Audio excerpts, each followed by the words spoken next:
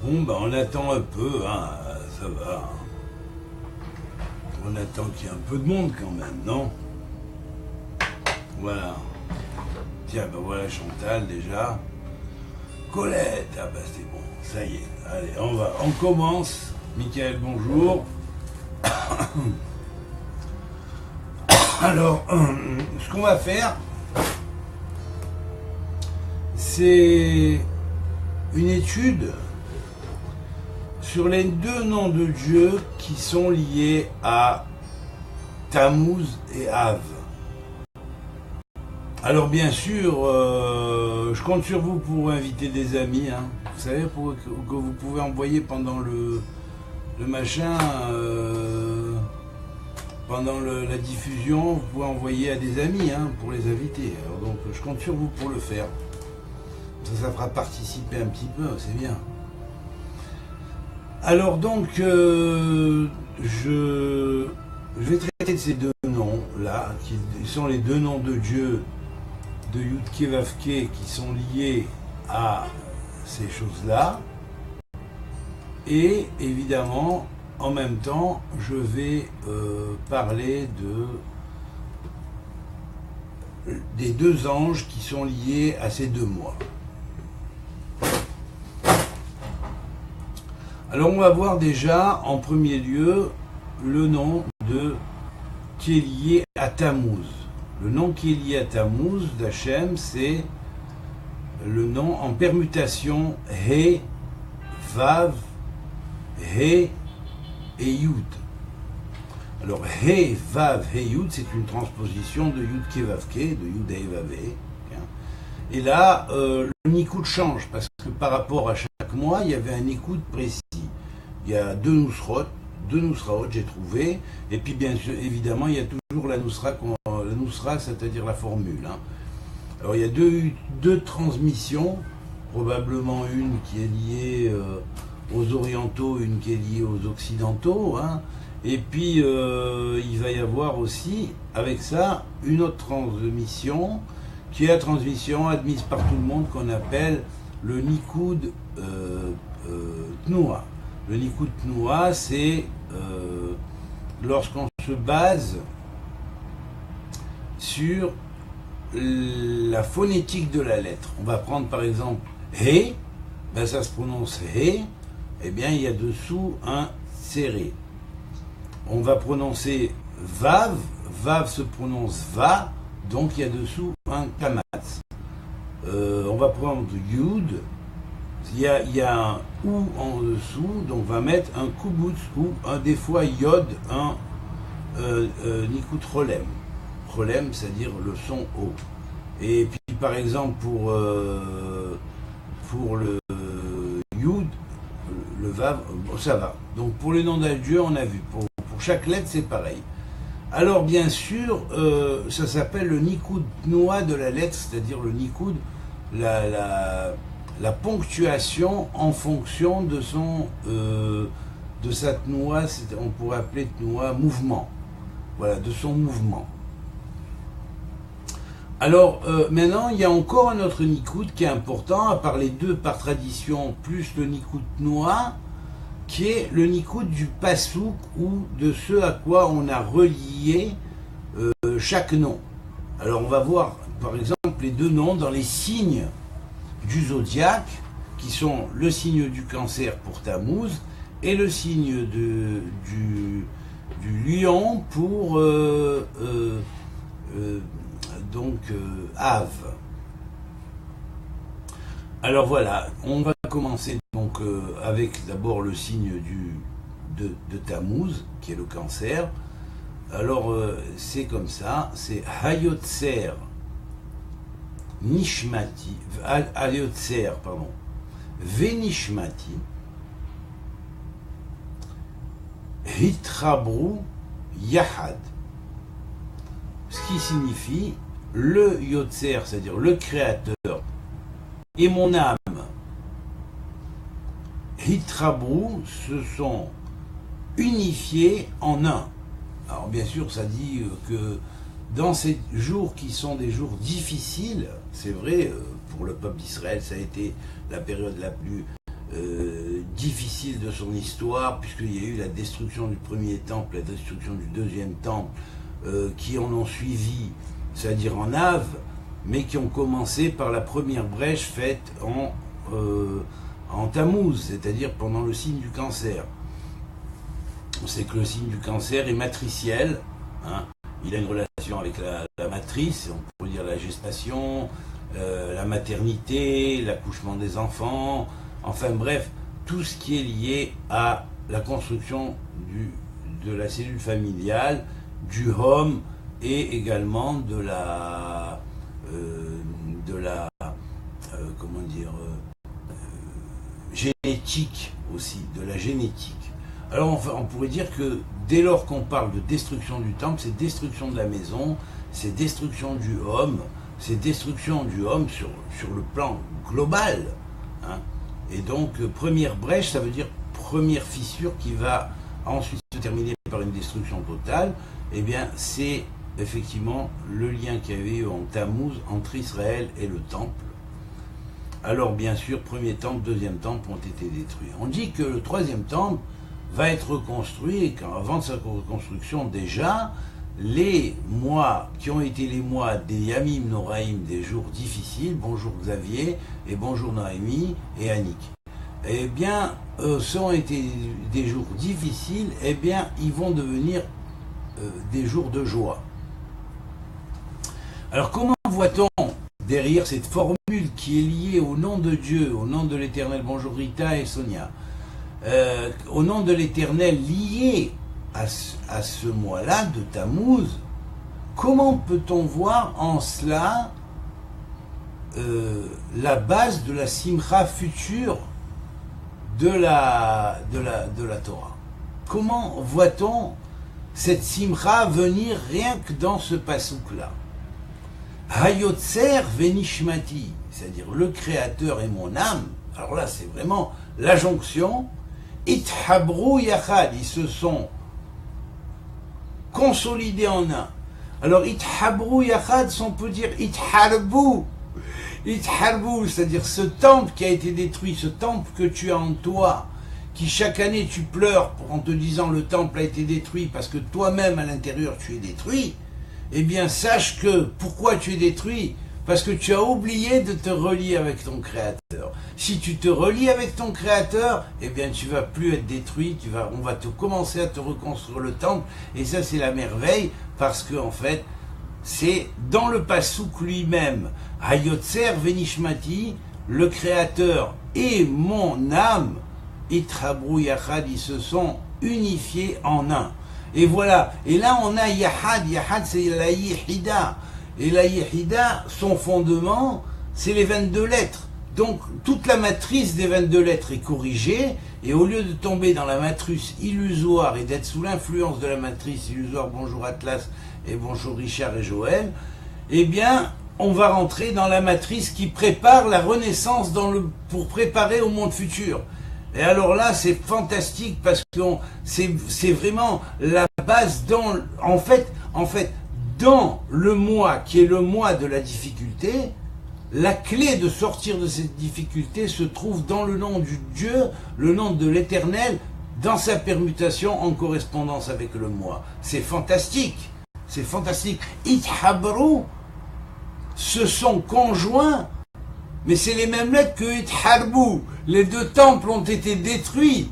Eh bien, au contraire, c'est en te unissant à moi que les deux temples ne vont plus être détruits, parce qu'il n'y aura plus besoin de deux temples. Il va y avoir le troisième temple dans ton cœur, et celui-là, il est éternel. Parce qu'il va attirer le troisième temple, qui est le temple de l'éternité, le temple de la continuité.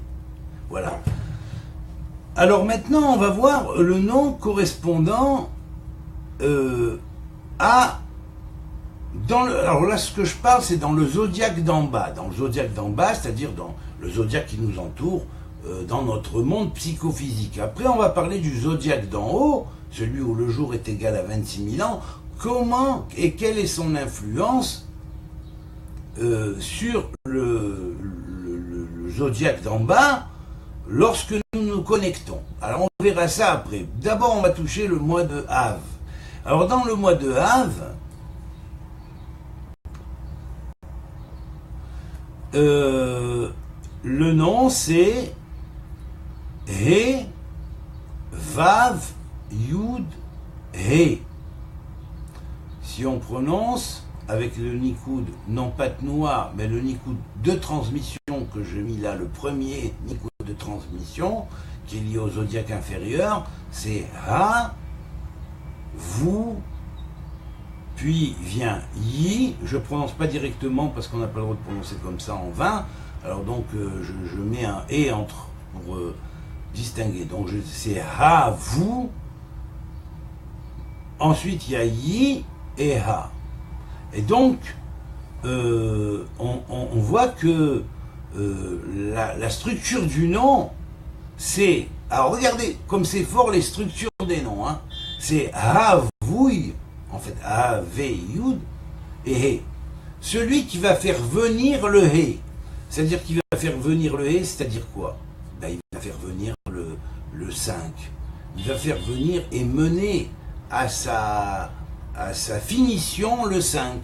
Étant donné que le signe du Arié, du lion, est lié aux enfants, alors que le signe du cancer est lié aux parents, à la gestation matricielle, hein, eh bien, les enfants, c'est le devenir, c'est-à-dire c'est les fruits des parents. Eh bien, les fruits des parents, on peut les voir pas seulement sous les fruits des parents dans ce monde physique, mais les fruits des parents qui sont nos parents spirituels, qu'on appellera la chokhma et la bina, la sagesse et l'intelligence, et nos grands-parents spirituels qu'on appellera du côté du père,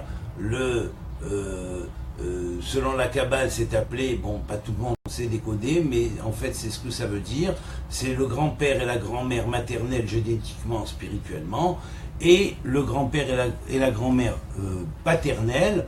Donc on va appeler le grand-père et la grand-mère paternelle Abba Veima Ilaha, le père et la mère supérieure, hein, alors que ce sont les parents donc du père qui t'a conçu directement, et on va appeler Israël Saba Vetushia, c'est-à-dire l'ancien d'Israël et sa intelligence. Ça correspond aux grands-parents, la notion des grands-parents sur le plan spirituel. Voilà, et c'est comme ça que les atavismes se...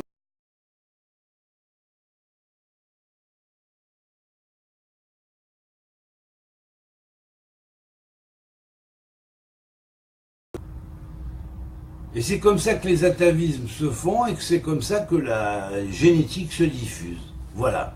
Alors sur le plan spirituel, ça marche comme ça. Donc, quel est le verset ici?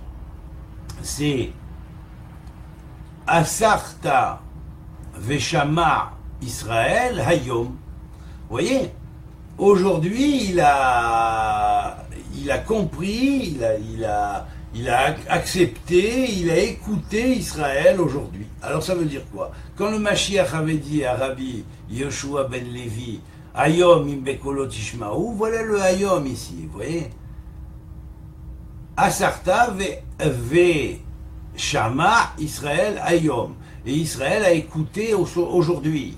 Alors ça veut dire aujourd'hui, si tu écoutes, comme l'a dit le Mashiach à Rabbi Yoshua ben Levi, eh bien, je viens immédiatement, si tu écoutes. Mais écoute sa voix, pas la mienne, sa voix. Voilà.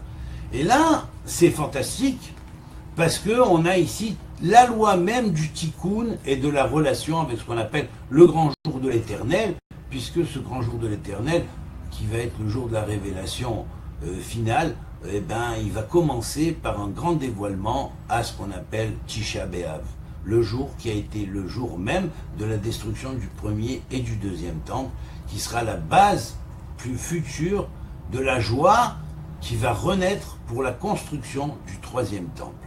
Alors on va aller maintenant au fameux signe donc, du Sartan, c'est-à-dire du mois de Tammuz, donc du cancer, et du lion, mais on va les analyser dans le zodiaque supérieur, qui est le zodiaque des airs, où un jour est égal à 26 000 ans, comme le nombre de fois qu'on respire dans la journée, sauf que chaque respiration compte un an sur Terre. Voilà. Alors on appelle ça, voici alors bien sûr le Nikoud change, c'est le deuxième Nikoud qui a été transmis par tradition, et là nous avons aussi le Nikoud du Passouk, c'est-à-dire l'écriture des voyelles qui sont en dessous le Passouk, qu'on pourrait aussi permuter par qu'on pourrait changer les voyelles qui sont en dessous les lettres, les 4 lettres. Alors bien sûr, on va commencer par le sartan, c'est He, vous, He et Yi. Voilà. Alors ici, on a bien sûr derrière le Nikoud, on voit toujours il y a une influence séphirotique, hein, mais sauf que toutes ces influences séphirotiques, elles sont liées à la Bina, particulièrement globale. D'accord? Alors maintenant, on va voir quel est le verset ou la partie du verset, l'expression qui est liée à cette chose-là, à ce nom-là. Alors, la voici. Hayesod Vehame Haye Hakol Yeahed. Celui qui est le fondement et la base de la vie de toute chose, bonjour Marc, et la base de la vie de toute chose, eh bien c'est lui qui, le tout, et prenez-le sur le plan hermétique, hein, le tout, hein, dans la totalité du tout, hein, le tout c'est le tout, hein. Hakol. Hakol, d'ailleurs Hakol, je précise que Hakol, le tout, fait en valeur numérique en hébreu 55, et que 55 c'est 1 plus 2 plus 3 plus 4 plus 5 plus 6 plus 7 plus 8 plus 9 plus 10. Ce qui fait les 10 premiers nombres associés comme les 10 sphirotes, ça donne le tout. Voilà. Et bon, ça c'est pour les hermétistes, hein, une bonne clé kabbalistique. Alors voilà, maintenant on va passer à réétudier le verset qui est donc Hayesod Vehamehaye, celui qui est le fondement et qui par son fondement est le géniteur de la vie de toute chose, c'est lui qui unifie. Bonjour Wilfried. C'est lui qui unifie. Ne va pas croire que c'est toi qui unifie.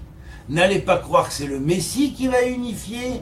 N'allez pas croire que c'est Jésus qui va unifier. N'allez pas croire que c'est Bouddha qui va unifier. Ne croyez pas que c'est Thor ou je ne sais qui va unifier. Il n'y en a qu'un qui va unifier. C'est l'Éternel qui a fait le ciel et la terre. Voilà. Et tant que ça ne rentre pas dans la tête, tout ce qui est intermédiaire travaille pour l'unification. En fonction de comment les tzadikim décrètent en bas et travaillent en bas, eh bien Dieu fait le travail en haut. Et si aujourd'hui on écoute sa voix, alors aujourd'hui il y a le dévoilement et il y a effectivement la délivrance. Voilà. Donc, mais qui est-ce qui unifie? C'est Dieu et personne d'autre. Voilà. Alors ça, il faut bien se l'ancrer dans la tête, hein, bien se l'ancrer dans la tête, parce que ça évitera toutes les erreurs qu'ont fait les générations pré-adamiques, à cause de la manière de confondre la divinité reçue en soi et la divinité de l'être lui-même. Il y en a qui se sont pris pour des dieux, quelque part. Voilà. Donc ça, c'était la grande faute des précédents. Et c'est la raison pour laquelle tout ça a été balayé et que le monde du tikkun a été mis en place. Voilà. Alors ensuite, on a le signe du lion. Alors lui, le signe du lion, regardez comme c'est fort, c'est fantastique. Dans le zodiaque d'en haut, il va influencer, quand on passe dans le zodiaque d'en bas au signe du lion, chaque année, il peut le faire, mais bon, ça reste en potentiel, ça tout dépend si on écoute sa voix, on n'écoute pas sa voix, voire l'anagramme lié au zodiaque d'en bas, et bien là c'est Haores Ve'ametaken Yihadesh Abria, ce qui signifie celui qui détruit et qui arrange. Yihadesh, il renouvelle la création. Et là, c'est fantastique, parce qu'on a ici effectivement la grande clé de la réhabilitation des choses. On a effectivement la grande clé que ça a été décrété d'en haut. Il y a eu une destruction du premier et du deuxième temple en Hav. Même dans le zodiaque d'en haut, c'était marqué. Pour quelles raisons? Pour des raisons de tikkun qu'il faut faire. Et puis, tout dépend. Si on va droit après et qu'on répare les erreurs des anciens, on ne se dit pas non, mais non, mais non, mais non, il n'y a rien à réparer, on est très bien. Qu'est-ce qu'on a fait de mal? On est super. Hein, non. Ben justement, oui, il y a à réparer. Et à partir du moment où on s'acharne, on s'attelle à son cheval, ouais, on s'attelle à son cheval de bataille, de guerrier de la lumière, et bien à ce moment-là, eh bien on va renouveler tout, parce que Dieu verra notre effort, et comme il dit dans le Pirkei Avot, ou non, je ne me rappelle plus, dans un dicton que j'ai trouvé dans le Talmud, ouvre-moi le chat d'une aiguille et je t'ouvrirai les portes, les grandes portes du temple. Voilà. Donc c'est clair. Fais un tout petit effort et moi je ferai le grand effort à ta place. Voilà. C'est-à-dire toi, veuille l'unification, travaille pour l'unification, fais ce que tu peux pour l'unification et lui, c'est lui qui va faire le reste. Voilà. Alors donc, maintenant, avec le nom du lié donc au signe du lion, hein, c'est He, Vav, Yud et He, je répète, avec le Nikoud Kamatz sous le He qui fait Ha, ensuite Vous, ensuite Yi et ensuite Ha. Donc c'est ça qui donne l'énergie qui descend du monde d'en haut, et je vous déconseille totalement de travailler sur ces choses dans un but magique. Parce que il faut toujours en payer le prix. Voilà.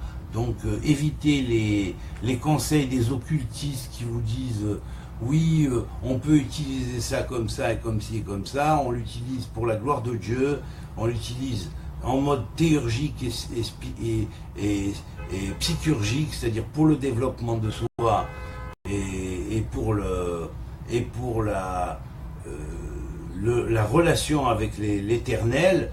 Mais on évite absolument tout ce qui est occulte et dévié et déviant, hein, en essayant d'utiliser les choses dans un but magique pour son propre ego. Voilà, donc je préviens et j'avertis avant, parce que je ne veux pas que ce que je transmets vire au vinaigre. Alors voilà, je préviens avant. Et puis, voilà, alors maintenant, on va voir les noms des deux anges qui sont reliés des deux anges qui sont reliés au fameux mois de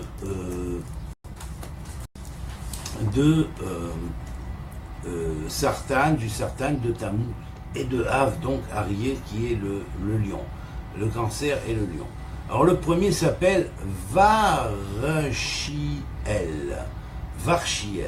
Alors bien sûr, dans ce nom-là, on a le Vav qui représente l'abandon de ce qui nous tient par l'ego aux choses. Et on a le fait que quelquefois on doit passer par une espèce de destruction des mauvaises tendances qu'on a, et il faut s'y atteler et presque on pourrait dire les brûler pour arriver à se conjoindre effectivement avec la bonne voie qui est la voie qui nous mène à l'éternel, et que nos acquis soient des acquis corrects. Cet ange y veille. Donc il veille à ce qu'on soit connecté avec la bonne matrice, et pour être connecté avec la bonne matrice, il faut sortir de celle qui est la matrice de Matrix, avec ces fous furieux qui poursuivent dès que tu dépasses les jalons et les gonds donnés par eux, où chacun est bien sectarisé, où chacun est bien mis dans son coin et ne doit pas dépasser sur le truc de l'autre, ne doit pas s'intéresser à ce qui est à côté. Voilà, alors ça c'est la base, pour se relier à la bonne matrice. Après, donc, le nom de l'ange pour le lion est Hambiel.